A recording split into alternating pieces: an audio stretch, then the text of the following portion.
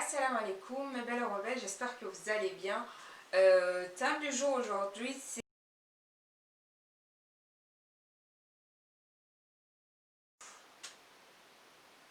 dépravation des mœurs, perte des valeurs. Alors c'était en 2018, en tout cas c'était vers cette période-là, j'avais remarqué au Niger, enfin pas au Niger, à Niamey, presque tous les parents, surtout les parents jeunes, ils ne parlent qu'en français à leurs enfants. Des enfants qui sont nés au Niger, qui sont en train de grandir au Niger, des enfants de parents nigériens. Waouh! Dans quel intérêt? Pourquoi est-ce que tous les enfants doivent parler forcément français? Quand on me dit que oui, c'est pour que l'enfant ait plus de facilité à l'école et tout, oui, d'accord. Donc là, on est en train de parler rubrique éducation. Je veux que mon enfant comprenne bien quand il part à l'école. Ok. Et tout en sachant qu'à l'école, on enseigne en français. Ok, d'accord. Ça, c'est une rubrique éducation. Mais de là à faire en sorte que mon enfant ne parle plus que français, que mon enfant ne parle plus Hausa, qu'il ne parle plus Zarma, qu'il ne parle pas Peul, alors que moi je suis Peul, je parle Peul, alors que je suis Hausa, je parle Hausa, ou que je suis Tamashek par exemple, et que je parle Tamashek. Non mais oh. À qui profite cela? Vous ne vous aimez pas? Vous n'aimez pas votre culture? La langue, c'est la première identité d'une couche sociale. C'est la première identité d'une nationalité. C'est la première identité d'un être humain. C'est l'identité de l'Afrique. L'Afrique est multiculturelle, multilinguistique.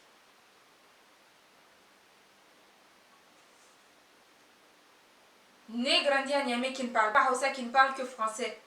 Hey. Mais je comprends pas. Et les Blancs, les expatriés, les Français qui sont au Niger. Leurs gosses, vous pensez qu'ils comprennent 1 ou 2 mots en Hausa ou en Zarma ou en Peul? Arrêtez de vous complexer. Aimez-vous, valorisez-vous. Le monde va vous rendre l'appareil. Je comprendrais bien qu'on me dise que oui.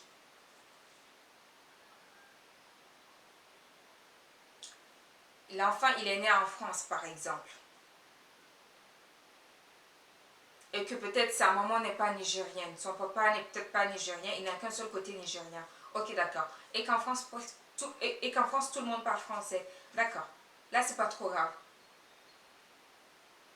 Je pourrais comprendre. Je ne serais pas d'accord, non. Parce qu'il y a des moyens, il y a des gens qui font beaucoup d'efforts pour que leurs enfants ne perdent pas leur identité. Je dis, je peux comprendre, mais je ne peux pas accepter qu'un enfant qui vive en France ou aux États-Unis ne parle pas sa langue natale. D'accord. Mais à Niamey, dans même Niamey, quel est le problème de l'Afrique? À qui est-ce que ça sert?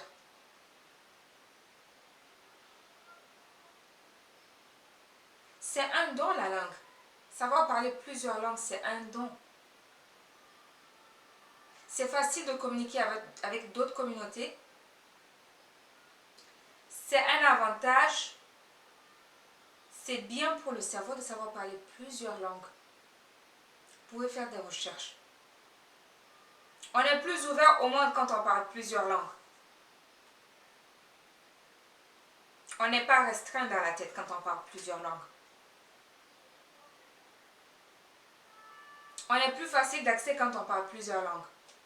Les gens auront également plus de facilité à vouloir se rapprocher de nous Si les gens la savent que si on ne parle pas français, on parle Hausa ou Zarma. S'il vous plaît, chers parents.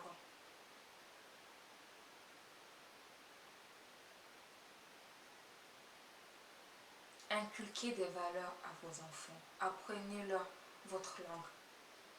Ce n'est pas une honte.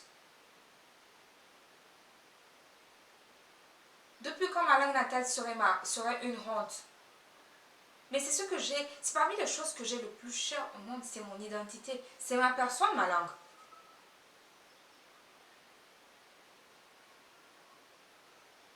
Et je ne sais pour quelle raison ces parents trouvent utile de ne parler que français à leurs enfants.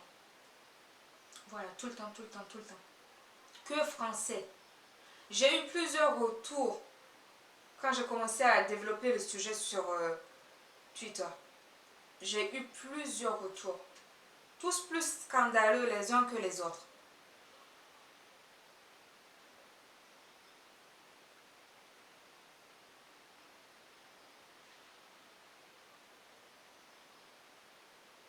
On peut être français sans savoir parler français. C'est la condition sine qua non. Et pourquoi ce ne serait pas pareil avec la nationalité nigérienne ou la nationalité malienne ou burkinabé, ivoirienne? On va tout laisser tomber de nos cultures jusqu'à notre langue. Déjà, quand il y a mariage, il faut voir la sape des jeunes mariés. Tout est importé. Tout est absolument importé. C'est comme si on n'avait pas de culture, on n'avait pas d'identité, on n'avait pas d'histoire, on n'avait pas de tradition, on n'avait pas de valeur.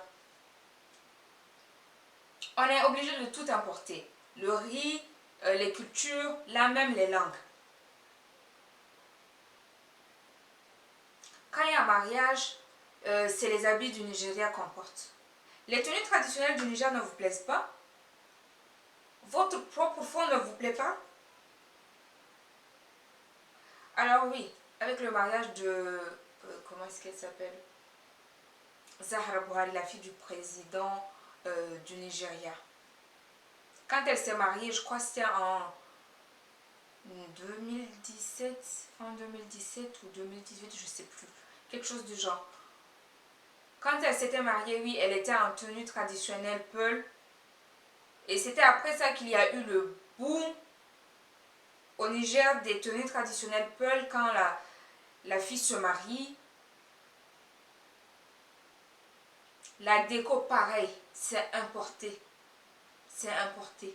Il faut le dire. Peut-être que vous n'en êtes pas conscient. Mais s'il vous plaît, arrêtez de consommer comme ça. Consommez nigérien. On n'a rien de plus cher hein, quand on parle du Niger. C'est notre culture, c'est nos valeurs, c'est nos langues, c'est nos traditions, notre savoir-faire.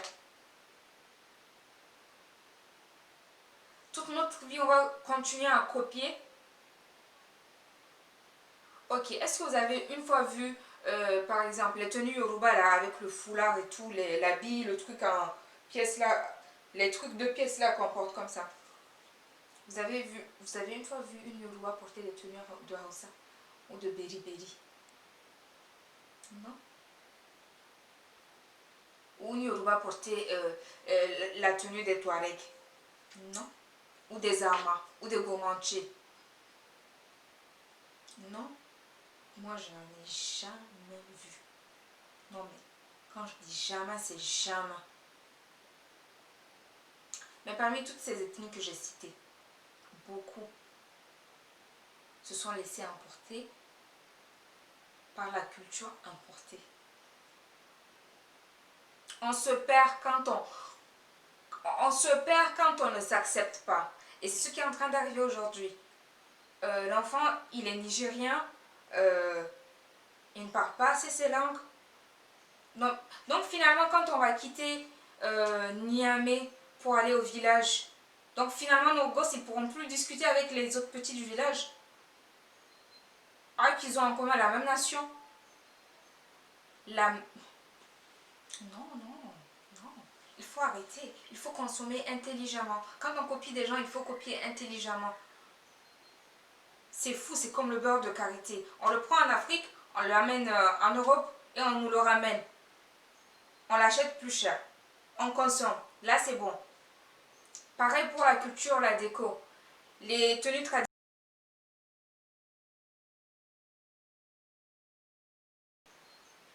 C'est à nous, c'est propre à nous. On est né avec. Nos aïeux ont vécu ainsi. Des siècles. On renie ça.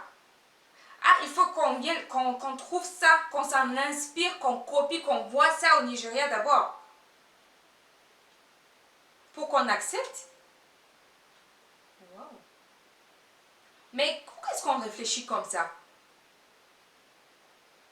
Tout ce qu'on a n'est pas assez, tout ce qu'on a n'est pas bien. Il faut que les autres nous le fassent miroiter, briller pour qu'on puisse l'accepter enfin.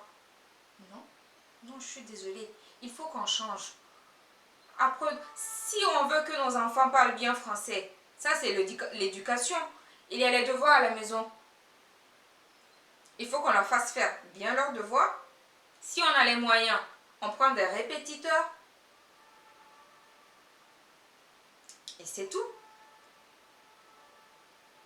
Il y a la télé déjà, pour parler français. C'est assez. À l'école, c'est assez. Mais à la maison, en ville, partout, je ne vais me mettre à parler qu'en français à mon gosse, à lui bousiller le cerveau, à lui apprendre que non, il ne peut pas parler sa langue, je ne vais pas lui parler sa langue. Mais il faut juste qu'il parle bien français. Avec un petit accent de Jacques ou Bernadette ou Franck. Oh. Acceptez-vous, aimez-vous. Aimez-vous, tenez dur contre... Oh. Tenez dur contre la pression, cette mauvaise pression-là. Il faut l'éclater. On n'en veut pas. Non. Nos gosses vont parler nos langues. Par nos langues, on va véhiculer nos valeurs. Il y a des communautés, quel que soit l'endroit, l'enfant va parler sa langue. Cherchez, vous allez trouver. Des gens qui tiennent dur comme fer à leurs origines, à leur langue, à leur culture. N'importe qui ne peut pas entrer déjà dans leur communauté. Et quel que soit l'assemblage qu'ils pourront faire, le métissage qu'ils pourront faire, ils ne vont jamais abandonner leur culture. C'est beau quand moi je vois des trucs comme ça. C'est beau, c'est louable. C'est génial, c'est magnifique. On doit faire pareil avec nous, avec nos enfants. Apprenons-leur dès qu'ils sont petits. Il ne faut pas qu'ils soient dépaysés culturellement. Il ne faut pas qu'ils soient entre deux feux. Ils ne sont pas acceptés par une culture qui n'est même pas la leur. Et par finir, ils ne connaissent même pas leur culture. Non. Quelle que soit votre nationalité, faites vivre votre culture à travers la langue. C'est important. C'est important. Donc voilà, je crois que j'ai fait le tour. Je vous fais de gros bisous à distance et à très vite.